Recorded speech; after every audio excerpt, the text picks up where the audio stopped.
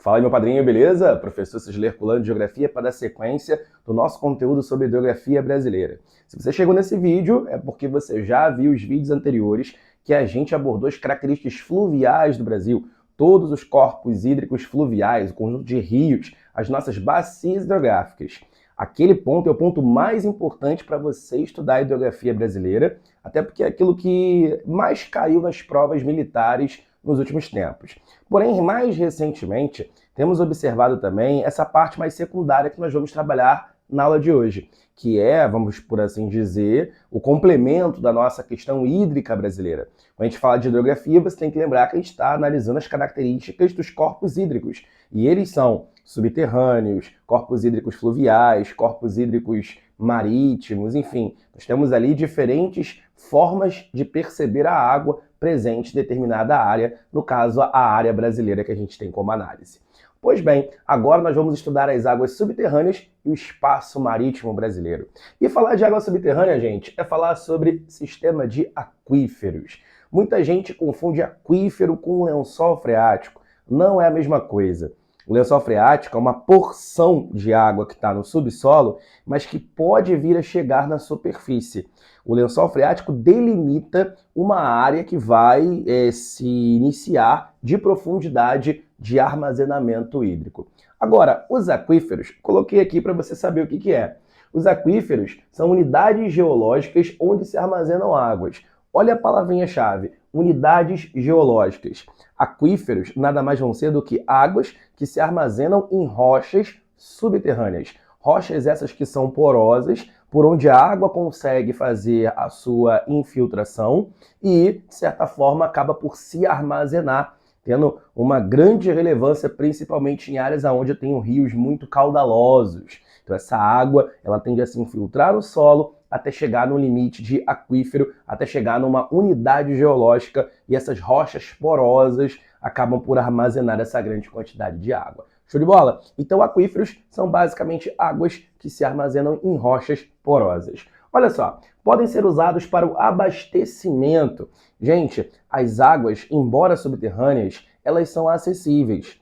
E eu tenho o abastecimento tanto urbano quanto abastecimento rural para irrigação, sendo muitas das vezes complementado nas áreas onde temos a presença de aquíferos. Eu coloquei aqui algumas cidades para você visualizar, que são cidades que estão sendo abordadas no livro do Eustáquio de Sene, que é uma das referências bibliográficas para as provas da ESA e da SpaceX. Coloquei aqui, ó, Manaus, Ribeirão Preto, Maceió, poderia acrescentar também Campinas. São cidades que estão aparecendo como exemplos na nossa bibliografia. Mas vale ressaltar que lá no sertão nordestino, onde já temos um problema já crônico de falta da água, por causa do clima semiárido, por causa da carência de chuvas ao longo do ano, essas águas de aquíferos lá também serão utilizadas por várias cidades dessa região, dessa sub-região nordestina. Então, aquíferos podem sim ser utilizados e servem como complemento de água, muitas das vezes, para populações de grandes centros urbanos, onde a demanda de água é muito grande. Olha só, vale ressaltar que muitos desses aquíferos não estão isentos de impactos ambientais, ou seja, muitas das águas dos aquíferos podem estar contaminadas ou podem ser sujeitas à contaminação. Isso porque a gente sabe que a atividade agropecuária, ela muitas das vezes usa insumos. Esses insumos podem acabar sendo levados para as águas dos aquíferos pelo percolar dessa água que vai chegando cada vez mais no nosso subsolo. E também é claro que o próprio não cuidado das águas fluviais, das águas dos rios, que vão muitas das vezes abastecer aquíferos, também podem causar grandes impactos. Aí eu tenho a indústria, eu também tenho as áreas urbanas com despejo irregular de esgoto, que acaba contribuindo para esse tipo de cenário. Então, muitos dos nossos aquíferos estão sujeitos a sofrer impactos ambientais, estão sujeitos à contaminação, e aí, claro, vale do Estado executar políticas que sejam favoráveis para poder impedir que esses tipos de situações aconteçam. Afinal, temos cidades que dependem muito das águas dos aquíferos. Tranquilo até aí? Tá de boa? Bom, você evidentemente não vai ter que decorar todos os aquíferos do Brasil, até porque é impossível a gente chegar nesse tipo de cenário. Mas na nossa bibliografia temos dois aquíferos que são mencionados e que vale a pena a gente focar o estudo neles. O primeiro deles é o Sistema de Aquífero Guarani, que durante muito tempo da história foi considerado o maior aquífero do mundo. A sua extensão é bem considerável. O aquífero Guarani, ele se distribui pelo Brasil, Paraguai, Uruguai e Argentina. A maior parte desse aquífero está no território brasileiro, mas eu tenho, na verdade, que lembrar você que ele não está presente só no Brasil. Só você decorar pau-brasil, Paraguai, Argentina, Uruguai e mais o Brasil. Você vai lembrar que o aquífero Guarani está nesses 4 países. E aqui no Brasil, o aquífero Guarani tem uma presença marcante no nosso Centro-Sul. Centro-Sul, claro, nessa altura do campeonato, você que está no nosso curso, na nossa plataforma, já assistiu aquela aula sobre território brasileiro, onde a gente fala dos complexos regionais. E quando a gente fala de Centro-Sul, a gente está falando de Centro-Oeste, Sudeste e Sul do Brasil. Basicamente, essa porção aqui, ó, mais a sul do território brasileiro. Agora, todos os estados do Centro-Sul têm a presença do aquífero Guarani? Não. Gravem as exceções. Rio de Janeiro e Espírito Santo são 2 estados onde o aquífero Guarani não está presente, não está nesses estados, nessas porções territoriais. Então, todos os estados do Centro-Sul, com exceção de Espírito Santo e também o Rio de Janeiro. Show de bola? Beleza? Coloquei aqui uma imagenzinha para você visualizar aonde que o aquífero Guarani ele tem a sua presença. Perceba aqui dentro do Brasil, mas também aqui na América do Sul, outros países, Paraguai, Argentina e Uruguai, vão também ter a presença desse aquífero, ok? Agora, mais importante, com mais protuberância do que o aquífero Guarani, eu tenho um outro que esse é bolado, esse é boladão, que é o Sistema de Aquífero Grande Amazônia, também chamado de SAGA, Sistema de Aquífero Grande Amazônia. Olha só o nome desse bagulho aqui que você vai ter que estudar. O aquífero Grande Amazônia, além de estar presente no Brasil, também vai se localizar no Peru, na Colômbia e no Equador. Tenta memorizar a palavra PEC ou CEP, Colômbia, Equador e Peru. Além, é claro, do Brasil, aonde o Grande Amazônia ele vai estar em maior quantidade de espaço territorial. Afinal, o Brasil é o maior país da América do Sul e você provavelmente nesse momento já sabe disso. Beleza. No Brasil, ele vai estar principalmente localizado na região norte, contribuindo no abastecimento nos estados de Amazonas, Rondônia, Pará, Acre e Amapá. Então, esses 5 estados aqui do Brasil, eles no seu território têm a presença desse grande sistema Amazônia. E por que o nome que eu dou é Sistema Grande Amazônia? Temos aqui a resposta. Esse nome é dado porque o aquífero Grande Amazônia é formado pela junção de 3 aquíferos, o Içá, o Solimões e o Alter do Chão. Então são 3 aquíferos que formam o Grande Amazônia. Por isso que a gente chama de Sistema de Aquífero Grande Amazônia, SAGA, justamente pela composição por diferentes aquíferos de grande porte, ok? Muita gente falava outrora do Alter do Chão, sendo o aquífero de maior volume de água, inclusive maior do que o Guarani. O Alter do Chão é um aquífero que está presente somente no Brasil. Mas como o nosso livro não dá uma amplitude maior, eu não vou passar informações para você que você não vai usar na sua prova, ok? Mas saiba que o Alter do Chão é um aquífero que está totalmente no Brasil, mas o nosso livro não vai abordar essa análise, então provavelmente isso não vai ser cobrado na sua prova. Vai ser cobrado que o Grande Amazônia, ele está além do Brasil, nesses outros 3 países, Colômbia, Peru e Equador. Suave até aí, tá de boa, mas olha só que importante. O sistema Grande Amazônia é 3 vezes maior do que o aquífero Guarani. Então por isso que eu disse para você que por muito tempo o Guarani foi considerado o maior aquífero que nós tínhamos. Mas o Grande Amazônia hoje já supera, pelo menos segundo a nossa bibliografia, segundo também a ANA, que é a Agência Nacional de Águas, já supera o tamanho do aquífero brasileiro Guarani. Então o Grande Amazônia vai ser o maior aquífero do Brasil. Suave até aí? Tá de boa? Espero sim que você esteja entendendo.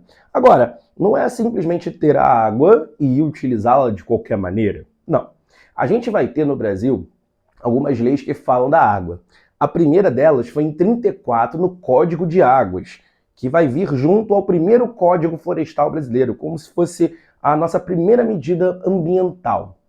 Isso eu vou dar uma explanação melhor para você na aula que a gente for falar sobre meio ambiente. Mas saiba que o Código de Águas de 1934 foi a primeira política que falou dos nossos recursos hídricos. Mas atualmente nós temos uma política que a gente vai abordar, que é a Política Nacional do Recurso Hídrico, ou Política Nacional de Recursos Hídricos, porque vai falar de toda a análise hídrica que nós temos no país. Bom, você sabe que os recursos hídricos podem ser usados para diferentes formas. Para o abastecimento na sua casa, para irrigação, para fazer o alimento que vai chegar na sua casa, para navegação, para a construção de hidrelétricas, enfim, a gente vai ter vários tipos de utilização dos recursos hídricos aqui no Brasil. Então é preciso que haja uma política que vise integrar todos esses recursos com o objetivo de, além de preservá-los, poder também ter uma participação, uma democratização desse recurso para a nossa sociedade. Ok? Então, o que diz a Política Nacional dos Recursos Hídricos? Prevê a gestão integrada, descentralizada e participativa dos nossos recursos hídricos. Eu chamo a atenção para você que é o seguinte, a gestão integrada é uma forma de todo mundo ter acesso. Descentralizada significa que, como a gente tem 26 estados no Brasil, e esses estados têm autonomia por estar dentro da nossa federação, cada estado vai ter a sua própria política interna para poder preservar os recursos hídricos. Porém, a política desses estados tem que estar de acordo com a política nacional de recursos hídricos. Ou seja, estado do Rio, estado de São Paulo, estado de Minas, cada um pode fazer suas políticas pela água, mas tem que estar de acordo, tem que estar combinando com a política nacional de recursos hídricos, que é o que vai nortear toda essa análise e toda essa distribuição e utilização da água. E quando a gente fala de participativa, é porque realmente vai ter uma discussão sobre quais serão as melhores formas de você conseguir preservar e também dar acesso a esse recurso. Show de bola? E aqui continua, respeitando a diversidade ambiental, as características econômicas e demográficas, claro, porque a gente sabe que pelo nosso Brasil nós temos cada peculiaridade que tem que ser mencionada e que tem que ser respeitada à medida em que a gente vai utilizando, gozando desse privilégio dos nossos recursos hídricos. Show de bola até aí? Belezinha, isso consta no nosso livro do Demetrio Magnoli. É o único livro que fala sobre essa política nacional de recursos hídricos de uma forma um pouco mais aprofundada, mais abrangente, como a gente colocou aqui no quadro. E eu trouxe para você aqui o uso da água no Brasil. Repara que a irrigação vai ser a atividade que mais vai gastar água, que mais vai consumir água, seguindo do consumo urbano e também do nosso consumo industrial. E aí, gente, eu sei que eu estou passando conteúdo para você poder passar na sua prova, mas eu tenho que também ressaltar a importância de você também preservar a água, que é um bem comum. Até porque se eu pego e começo a usar de uma forma totalmente descontrolada e desperdiçando essa água, ou até mesmo poluindo, pode chegar um momento em que você aí que está me acompanhando possa não ter a água potável para poder consumir, para poder utilizar para fazer seus almoços, para poder, enfim, utilizar esse recurso daí. Então todos nós temos que participar para poder ter, claro, uma política que venha a preservar esse nosso recurso hídrico. Pronto, falei. Tá beleza? Se você gostou, dá uma curtida aqui no vídeo, avalia esse vídeo aqui pra gente, porque, tá ficando maneirinho, né? Beleza. A gente continua aqui falando sobre a hidrografia litorânea. Agora eu não estou falando de águas mais continentais, agora eu estou falando de águas oceânicas. Você sabe que o Brasil é banhado apenas pelo Atlântico, correto? Beleza? Você lembra disso? Segunda aulazinha nossa a gente falou sobre isso. E o Brasil vai ser um dos países que tem o maior litoral do mundo, sabe?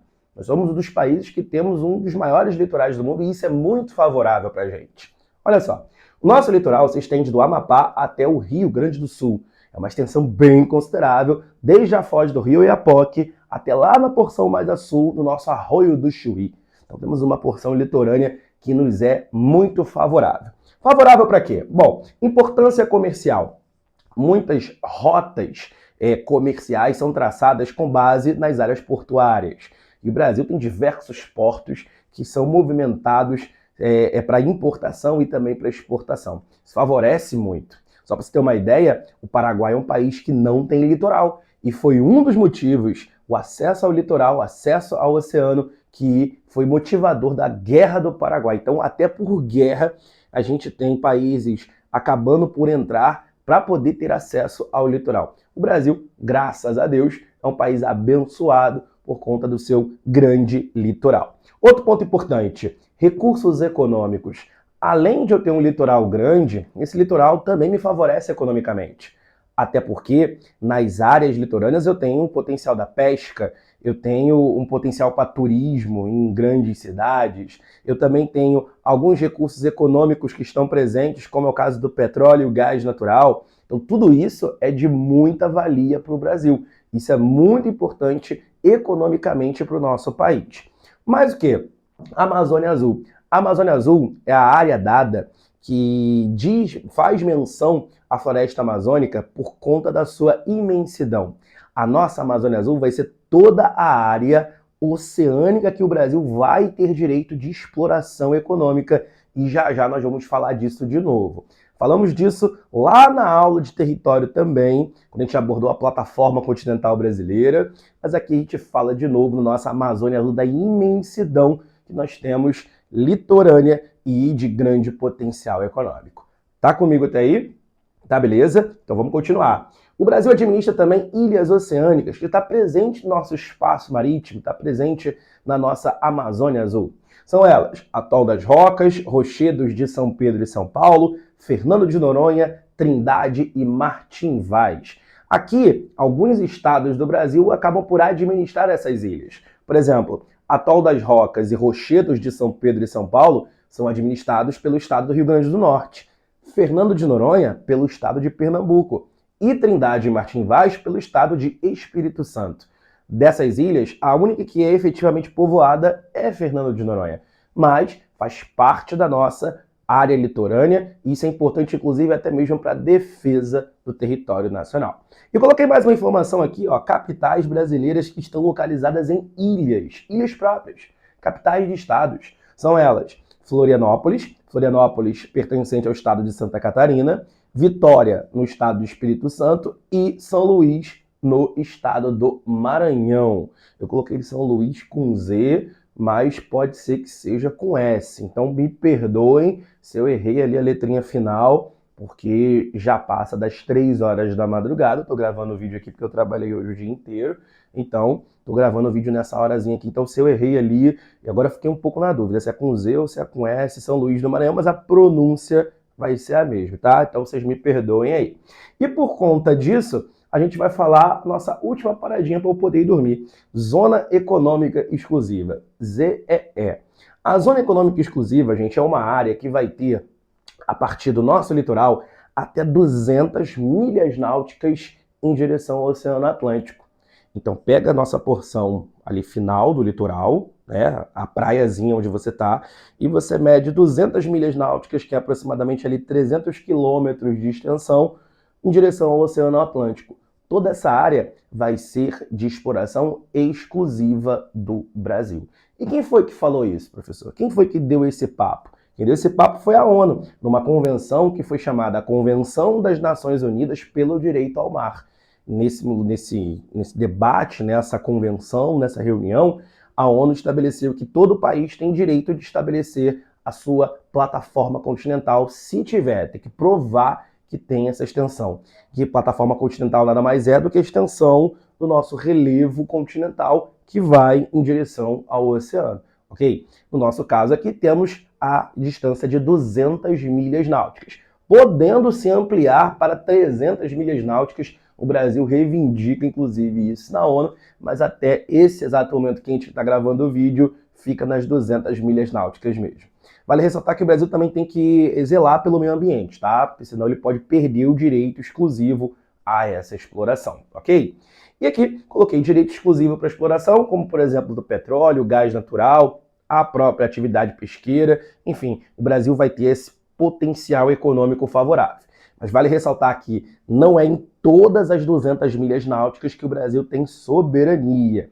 Já falamos disso na aula de território, de fronteira, volta lá conforme for. Porque o Brasil, na verdade, vai ter soberania, ou seja, direito político, Apenas em 12 milhas dessas 200 milhas náuticas que o Brasil ele vai ter esse direito. Então, nas 12 milhas náuticas, o Brasil tem soberania política, tem direito que vale a nossa ideia de lei da Constituição, e depois dessas 12 milhas, o Brasil não tem direito político, apenas direito de exploração, direito econômico. Bom, meus amigos, espero que você tenha entendido. Avalie nosso vídeo, deixe seu comentário, justamente para a gente saber se pode fazer ainda melhor. Mas se você entendeu, eu fico por aqui. Tamo junto, o quadro é seu. Grande abraço.